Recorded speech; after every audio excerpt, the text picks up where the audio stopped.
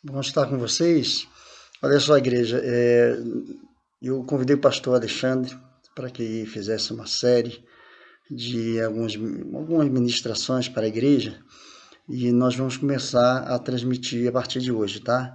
Então nós vamos estar sendo abençoados, recebendo de Deus, desse homem de Deus, uma palavra que vai ser maravilhosa para a sua vida, tá ok? Mas antes de passar a palavra, vamos orar ao Senhor. Vamos pedir a bênção do Senhor sobre as nossas vidas. Pai, nós glorificamos o Teu nome. Muito obrigado, Pai, por esses dias maravilhosos que temos tido, Senhor Deus, a Tua presença.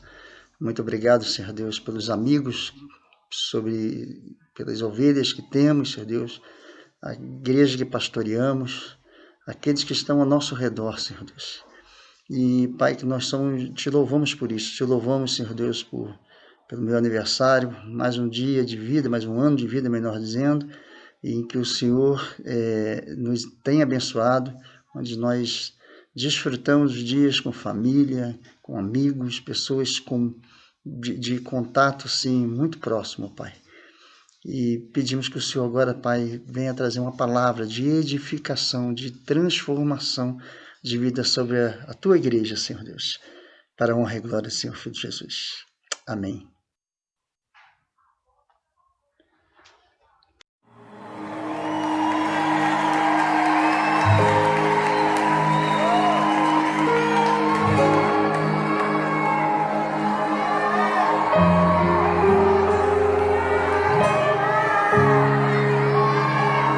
Você é bem-vindo aqui. A casa é sua, pode entrar. Me esvazio de mim, me esvazio de mim.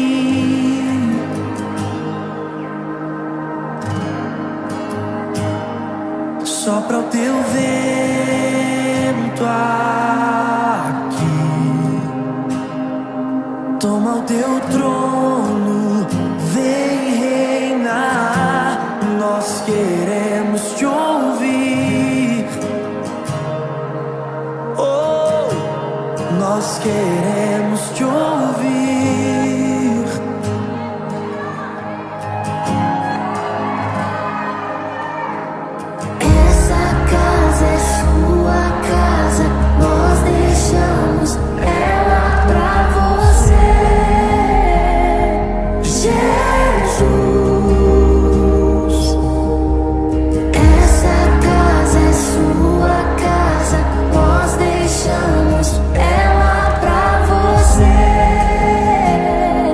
Jesus,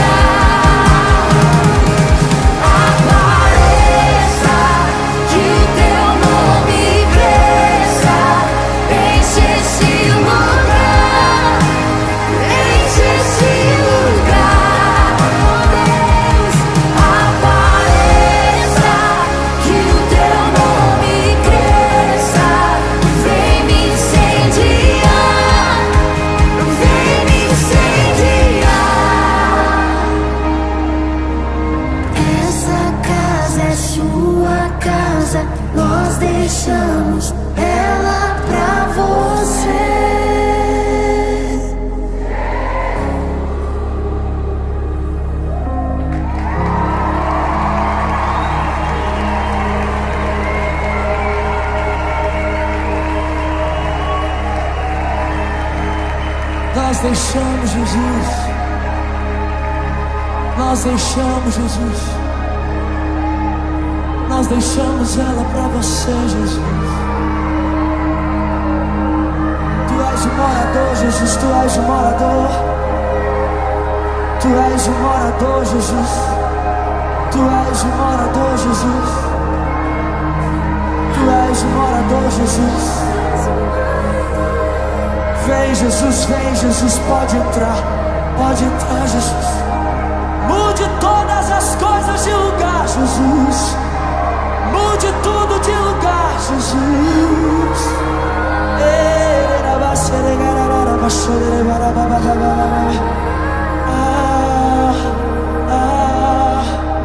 No lugar da teia de aranha do pecado, eu trago flores, flores que trazem vida, vida para essa casa.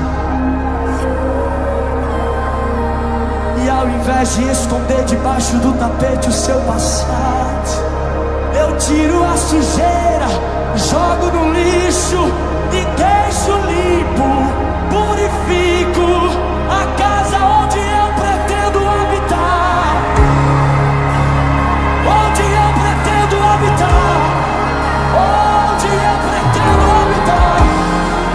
Se você é essa casa, ergue as suas mãos aos céus e diga: essa casa. Essa casa é sua. Ela pra você.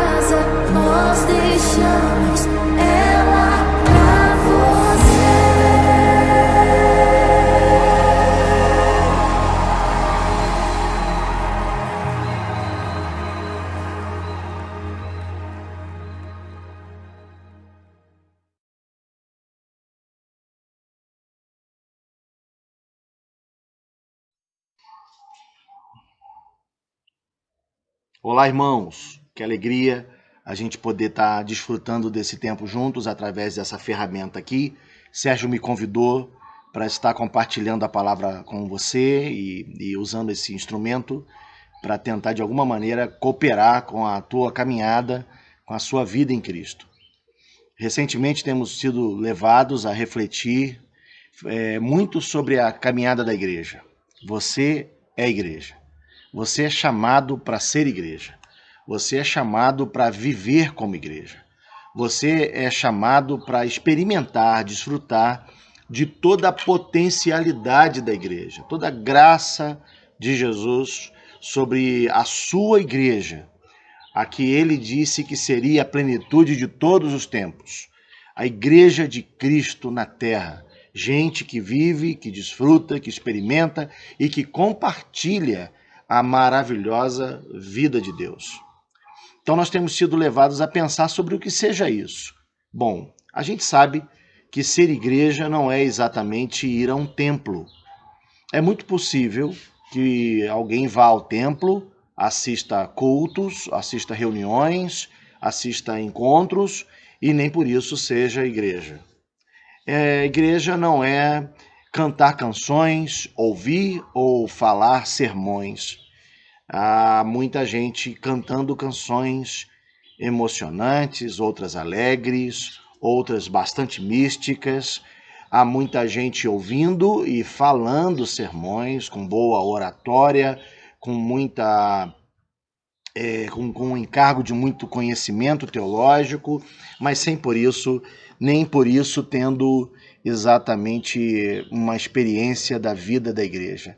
Ser igreja é mais do que qualquer coletividade. Ser igreja é a experiência pessoal e individualizada de Cristo no homem, transbordando a partir do homem para aqueles com quem ele convive, seja na sua casa, no âmbito do seu lar, na vida comum do cotidiano, mas também e sobretudo com aqueles que ele convive no âmbito eclesiástico, na comunidade de fé, onde ele é chamado a viver essa troca, esse compartilhar. Então, pensando sobre igreja agora, nesse momento, eu gostaria de pensar sobre o ponto de vista dos vínculos da igreja. O que é a igreja no que diz respeito aos relacionamentos? O que é a igreja no que diz respeito a você e o seu irmão? A você e aquele irmão de quem você gosta muito, a você e aquele irmão com quem você não tem assim tanta afinidade, a você e todas as pessoas ao seu redor. Qual é o seu papel no corpo de Cristo, na igreja do Senhor? Qual é o seu nível de compromisso com aquele que você chama de irmão, com aquele que você diz ser família de Deus? Qual é o seu nível de compromisso com aquele com quem você parte pão e bebe o cálice? Entender igreja é muito importante, porque você veja, a Bíblia faz uma referência da possibilidade de tomar a ceia do Senhor indignamente. E ela diz que tomar a ceia do Senhor indignamente é não discernir o corpo de Cristo.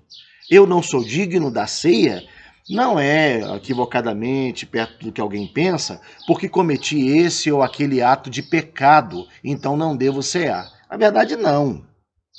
A gente tem aprendido que ao invés de deixar de cear porque pequei, devo deixar de pecar porque ceiei. Então seja a ceia, como o próprio Cristo disse, o cálice de uma nova aliança, tantas vezes quantas forem necessárias. Agora, é indigno de ceia quem não entende o corpo de Cristo, quem não entende quem eu sou e quem o meu irmão é, quem não entende o que devo fazer na vida do meu irmão. Qual é a minha responsabilidade com aquele com quem eu congrego, com aquele com quem eu parto o pão, bebo do cálice, com aquele com quem eu convivo, com aquele a quem chamo de irmão. Vamos lá? Deixa eu te convidar a ler um texto rápido, um texto breve, para a gente poder pensar junto sobre essas coisas. No livro de Gênesis, capítulo 4, versículo 9, e só o versículo 9, está escrito assim: E disse o Senhor a Caim: Onde está Abel, teu irmão? E ele disse: Não sei, sou eu guardador do meu irmão? Eu não me vejo responsável por ele, dizia Caim.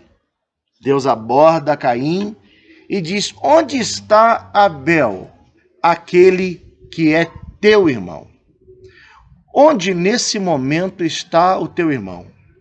Em que situação ele está? Como está a vida dele? E Caim responde: Tenho nada a ver com meu irmão. Sou eu guardador dele?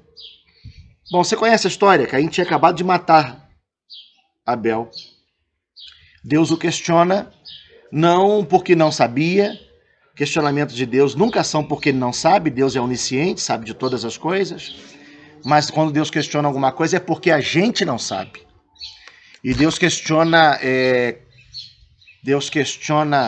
Caim, porque era Caim que não sabia quem era Abel para ele e quem era ele para Abel. Deus questiona Caim porque era Caim que não entendia o papel de Abel na sua vida, a tal ponto que o mata.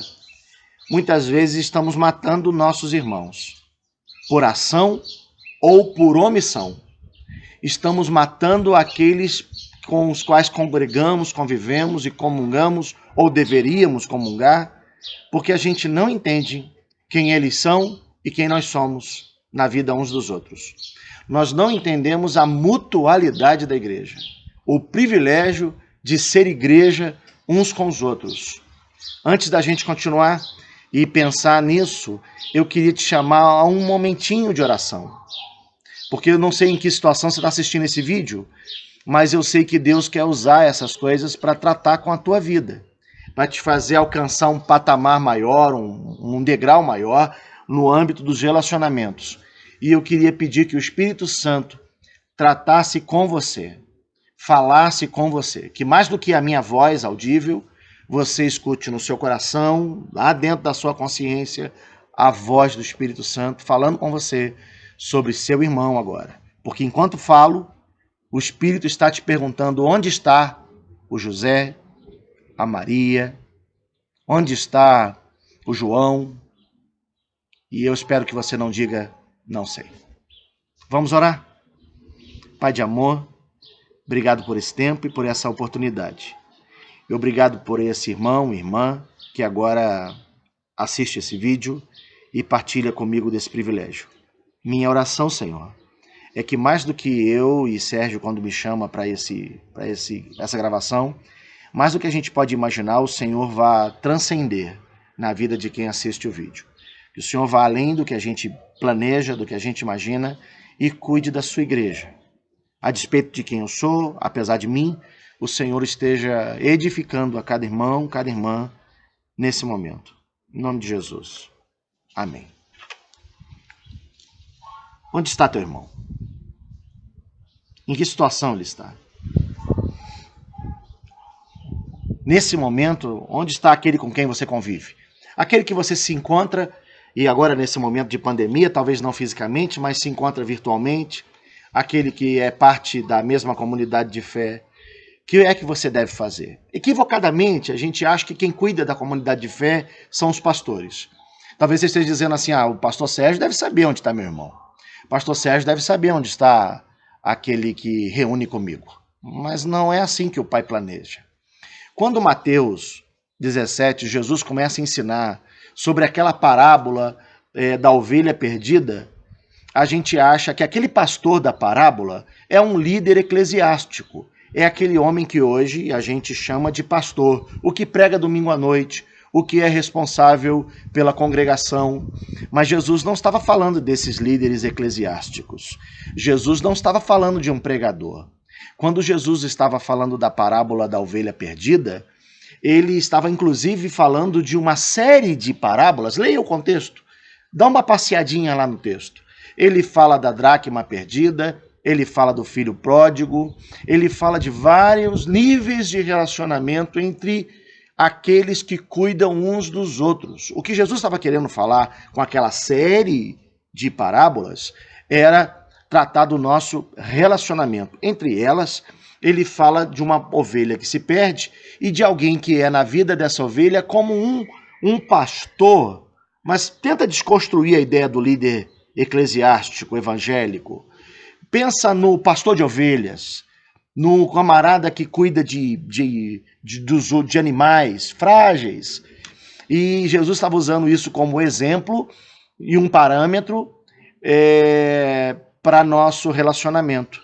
Ele estava querendo ensinar que nós devemos olhar para os nossos irmãos com a disposição de abandonar os outros relacionamentos, os 99 relacionamentos, que muitas vezes nos agregam mais, que nos atraem mais, e ir atrás daquele relacionamento que nos deixou. Relacionamento que nos preteriu. Relacionamento que nos colocou em segundo plano.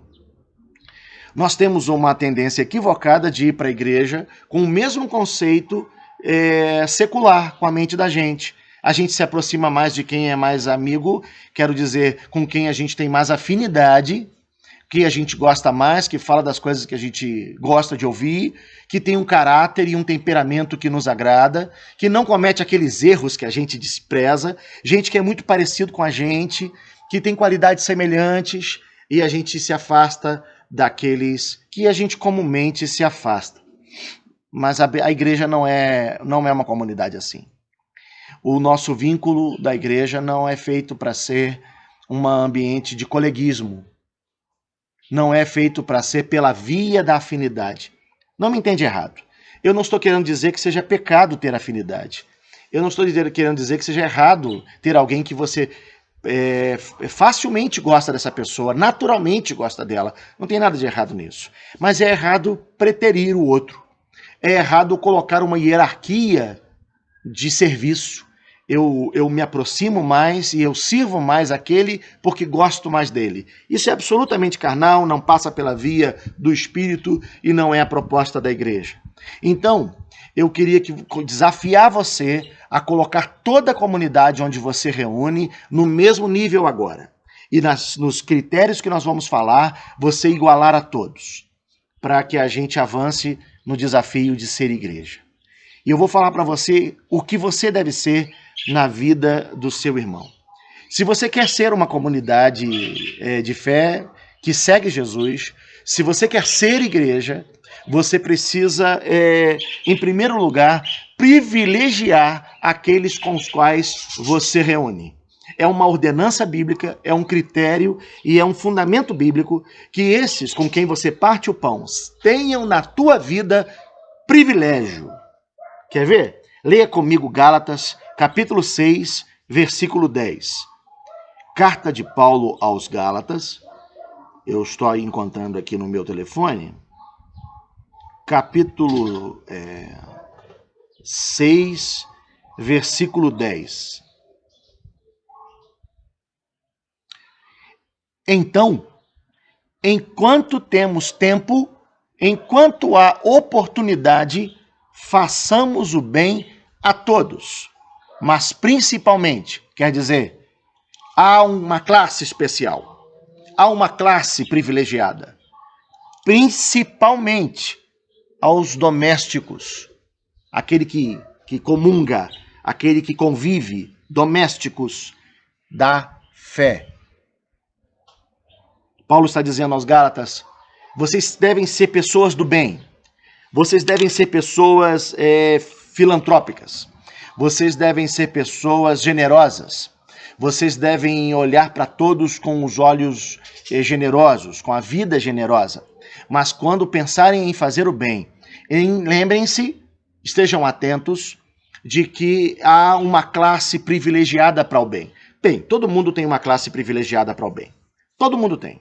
Você, ainda que você seja enormemente generoso, enormemente bondoso, faça o bem para todo mundo, naturalmente você fará mais bem, por exemplo, aos seus filhos. É natural, é nosso isso. Os filhos, a gente faz o bem para todos, mas o filho tem o que é nosso, né? Tem um grau a mais. A esposa, o marido, a gente já é assim. E não tem nada de errado nisso, não tem pecado nisso. Contudo, a Bíblia desafia que nesse nível de hierarquia nós coloquemos os domésticos da fé. Os domésticos da fé, aqueles que comungam com a gente, acima do princípio da afinidade, acima do critério da afinidade, acima do critério do coleguismo, acima das qualificações da pessoa.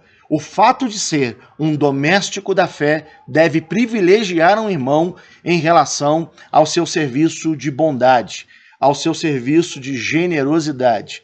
Então, o primeiro critério da vida da igreja é que a comunidade de fé se privilegia, olha ao redor. Daí eu pergunto, como está seu irmão?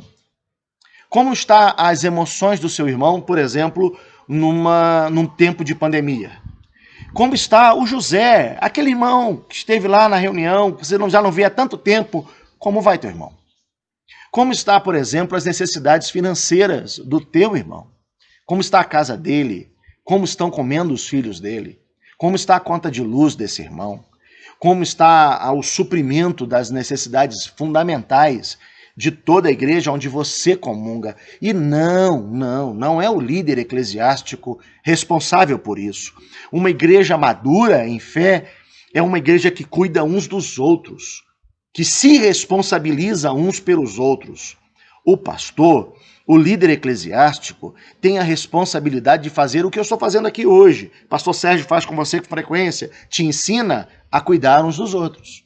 Mas quanto a nós todos, e aí eu me incluo o pastor Sérgio, temos todos o mesmo nível de responsabilidade uns pelos outros, no sentido também da generosidade, do carinho, do critério de socorro na vida uns dos outros. É muito triste quando eu escuto alguém que tem um testemunho de privilégios fora da comunidade de fé. Não entendeu a igreja ainda. Olha, eu tenho meus irmãos aqui, mas tem um rapaz lá na minha faculdade, lá no meu trabalho, tem uma pessoa que é muito mais íntima, muito mais chegada do que meus irmãos. Gosto tanto dele, é uma pessoa tão boa, e ele é mais meu amigo do que meus irmãos. Querido, me perdoe, você não entendeu a igreja. Ele pode ser alguém com quem você tem mais afinidade, isso não está errado.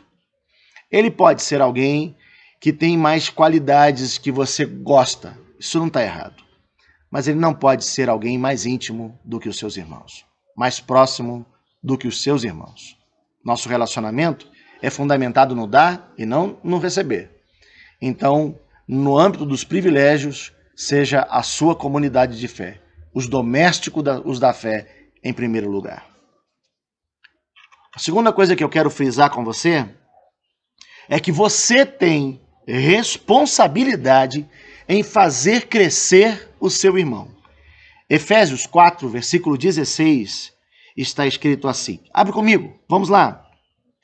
Carta de Paulo aos Efésios, capítulo 4, versículo 16.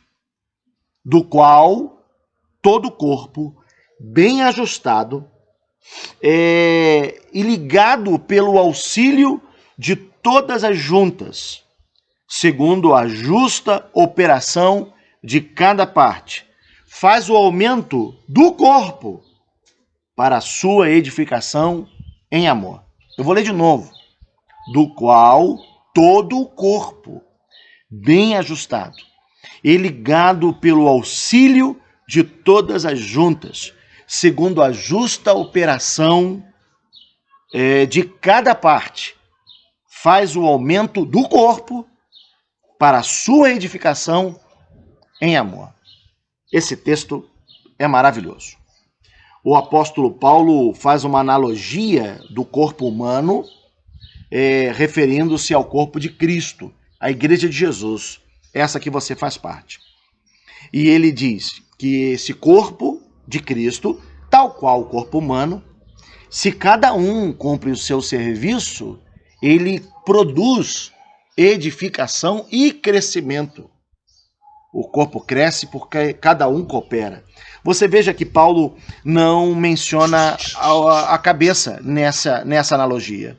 Nesse momento, Paulo não se refere à cabeça, para que a gente entenda que a ação do cabeça, e aí eu me refiro a Cristo, o único cabeça da igreja, ela não é objetiva, ela não é explícita, ela é subjetiva, ela é indireta. O cabeça é claro que faz tudo em todos, mas nesse momento ele o faz de maneira indireta, subjetiva. Ele o faz através de cada parte. Nesse momento, não é o trabalho daquele irmão, e eu quero frisar isso com responsabilidade eclesiástica, mas é cada parte operando o seu serviço, realizando aquilo que foi chamado para fazer. Todo o corpo. Aí você veja, todo o corpo, mas precisa estar bem ajustado e ligado. Todo o corpo ajustado e ligado. Você sabe o que é isso? Ele fala pelo auxílio de todas as juntas. O corpo desconectado não é um corpo, e é esse o drama da religião, da instituição religiosa, seja evangélica ou qualquer outra. É que coloca um monte de gente que não se conecta, que não se vincula, que não se liga. Uma quantidade enorme de membros humanos desconectados nunca será um corpo. Uma quantidade enorme de membros desconectados nunca terá vida. Uma quantidade enorme de membros desconectados é uma cena horrorosa, é um esquartejamento, é restos humanos, mas nunca será um corpo e nunca terá vida. Para que seja um corpo, um organismo vivo, esses membros precisam estar conectados. O mais importante órgão humano separado, desconectado, apodrece, cheira mal e não tem vida em si. Pode ser o cérebro, pode ser o coração, podem ser os pulmões, não importa o valor desse órgão. De separado e desconectado, ele não possui vida, ele não possui valor, ele morre, ele apodrece. Conectado, o mais simples órgão humano tem um valor, tem um poder, é vida. O conectado, o mais simples, o menor dos órgãos do meu corpo, é valioso. Ele produz uma unidade que me faz estar aqui falando com você. Você já percebeu que existem órgãos que você não se dá conta da existência deles, mas quando eles faltam de alguma maneira, você padece? Eu outro dia machuquei o canto da minha unha, infeccionou, me causou dor, inflamou, e eu padeci por isso. Não conseguia falar facilmente, estava com dor, sentindo ali. Agora, eu nem me lembro que a unha está ali. Eu nem me lembro que aquele pequeno órgão está ali. Mas é porque ele está bem, ele está saudável, ele está suprido e suprindo. Ele está cumprindo o seu dever. Então meu corpo está em ordem. Eu posso cumprir meu trabalho. Eu posso fazer o que eu preciso porque tudo está em ordem. Cada um fazendo a sua parte. Assim é o corpo de Cristo. A anomalia do corpo de Cristo não é porque um líder não faz bem o seu papel. A anomalia do corpo de Cristo não é porque um pregador prega bem ou prega mal. Não é porque um pastor visita ou não visita todo mundo. A anomalia do corpo de Cristo é porque, na maior parte das vezes, a gente tem um saco de órgãos, a gente tem um esquartejamento, a gente tem um Frankenstein, membros às vezes até costurados uns nos outros, mas sem um vínculo perfeito, sem um serviço de mutualidade perfeito, sem consciência do que são uns na vida dos outros, sem ligadura. Os membros do corpo, como diz o apóstolo Paulo no texto, eles são ligados pelo auxílio de todas as juntas. As juntas. Um membro ligado ao outro porque existe uma junta. Existem nervos que passam de um para o outro e que os conecta, liga um no outro em algum lugar. Sabe o que são as juntas? As juntas são os relacionamentos. As juntas são os encontros. As juntas são as conversas de WhatsApp. As juntas são os momentos onde a gente gosta de estar junto. É quando era possível ou quando voltará a ser possível. Nossos almoços depois do encontro. A junta não é um encontro místico, não é um encontro para cantar e louvar, isso é bom, edifica, mas nem é essencialmente isso. É o encontro onde a gente acha que o culto acabou. É o encontro onde a gente pensa que o culto já não está acontecendo. É o churrasquinho, onde a gente conta piada, onde a gente ri um para o outro, onde a gente se abraça, mas onde a gente também pode falar das lutas com os nossos filhos, onde a gente também compartilha as aflições da alma da gente, onde a gente se abre uns para os outros. Não é necessariamente aquele momento onde estamos num templo, uma cadeira atrás da outra, olhando para a nuca do nosso irmão, fechando os olhos para espiritualizar, mas é um momento onde a gente olha nos olhos uns dos outros, onde a gente troca abraços, afagos, onde a gente compartilha momentos de serviço uns dos outros. Muita gente não valoriza esses encontros. Muita gente não entende a espiritualidade desses encontros. Muita gente não consegue discernir o valor desses encontros. E nem sabe o quanto Deus está presente nesses encontros. Me perdoe se eu te escandalizo, mas talvez Deus esteja mais presente nesses encontros do que nos solenes cultos litúrgicos que a gente tem no domingo à noite. Talvez haja mais presença divina nesses encontros do que nos momentos místicos e espirituais que a gente formula para a gente. A igreja cresce quando a gente consegue entender o nosso valor na vida do nosso irmão e a gente se encontra, se conecta com ele verdadeiramente. Nessas coisas existem crescimento e mutualidade, crescimento e responsabilidade. Eu sei, você achava que era o pastor Sérgio que era responsável pela koinonia, fazê-la crescer, fazer os irmãos avançarem, mas não. Pastor Sérgio deve municiar você. Eu, Alexandre, devo municiar você. E seja lá quem for, que talvez você, pode ser que você não seja membro da koinonia, mas está assistindo esse vídeo, é membro do corpo de Cristo, e você intitulou alguém como pastor e acha que é esse camarada que deve produzir a edificação do seu irmão. Desculpe te enganar, te traumatizar se digo isso, mas você é responsável pela edificação espiritual do seu irmão, de fazê-lo crescer, de ser canal de Deus na vida dele, de trocar abraços e conselhos e de edificá-lo. A igreja como um todo não vai crescer porque o seu líder eclesiástico tem a melhor estratégia. A igreja como um todo não vai crescer porque a equipe de governo da igreja, os presbíteros da igreja têm a melhor estratégia. A igreja como um todo vai crescer quando cada um fizer a sua parte. Você sabe quem é você? Você sabe qual é o seu lugar no corpo de Cristo. E você sabe qual é o teu valor na vida do teu irmão. Como estão os teus vínculos?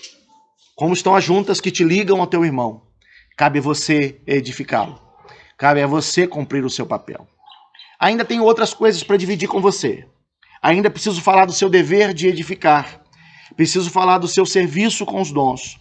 Preciso falar de como você deve guardar o teu irmão de pecar e de resgatá-lo do pecado. Mas eu vou deixar isso para um outro vídeo. Nós vamos falar disso daqui a pouco. A gente está avançando no entendimento sobre igreja e eu queria te convidar a vir comigo num próximo vídeo. O Senhor te abençoe. Igreja, e aí? Gostou da palavra? E aí, está decidido a reformular suas juntas para poder ser um com seu irmão?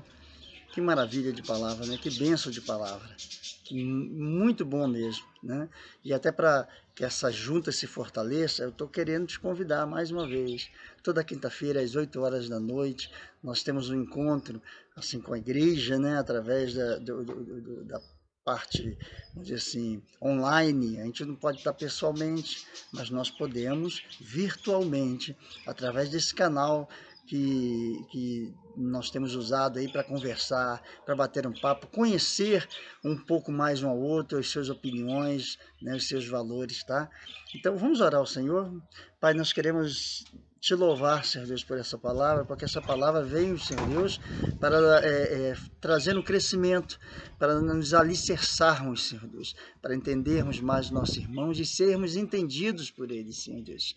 Então, Pai, que cada um desses teus filhos, desses teus irmãos que têm ouvido essa palavra, possam se alicerçar em Ti, Senhor Deus. Que possam, Senhor Deus, a partir desse momento, Senhor Deus, saber que tem um compromisso de um para com o outro, que não está sozinho neste mundo.